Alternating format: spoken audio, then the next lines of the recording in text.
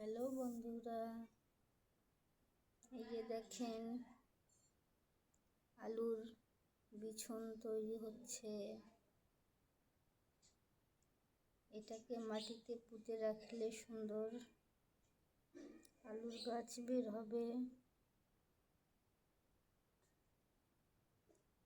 অনেক সুন্দর হবে।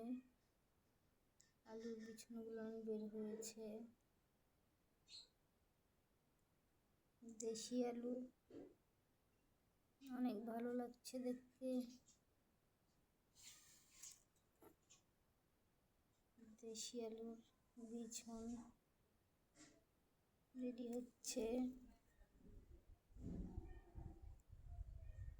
যেগুলো মাটিতে পুঁতে দিব, পুঁতে দিলে সুন্দর আলুর গাছ হবে। তো বন্ধুরা, আমার আলুর বিছনের গাছ আপনাদের কাছে কেমন লাগছে অবশ্যই কমেন্ট করে জানাবেন।